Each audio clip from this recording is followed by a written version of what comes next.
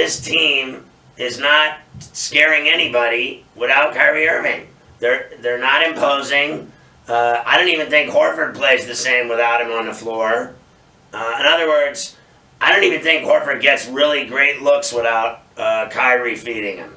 When Kyrie's attracting doubles and defense in his face, it leaves Horford open for good looks, mid-range looks, and low block looks. Anything from the elbow in, and from the baseline he can hit from anywhere. The guy can pop threes too, but without him on the floor, then teams can focus on Horford and force him into a bad shooting night like tonight, and that's exactly what Oak City did to him. So my point being, in the playoffs, they're just, if this guy's knees fried and he's not going to play, they're not winning anything. Listen, I like Jaylen Brown, but from the looks of things, ever since he smashed his head in, remember, and had that bad fall, he hasn't been the same, right? So I mean, the bottom line is they're all banged up, beat up, and their two-star players aren't playing. And so they just don't look good to me. And they're going to lose this game.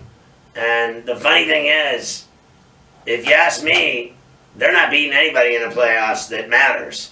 I mean, they could beat Miami, but I don't even know if they can do that with Whiteside, Dragic, and Dwayne Wade and what they have now.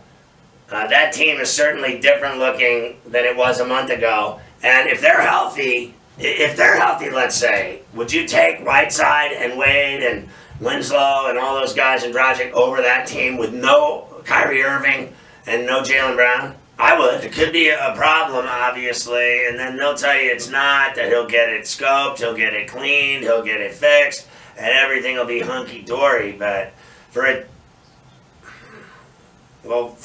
team that went 47-23 to this point, that had a great season, even without Gordon Hayward, they're just not the same at all. They're not even, literally, I don't even think anyone will fear them at all. They'll be lucky they win one playoff series.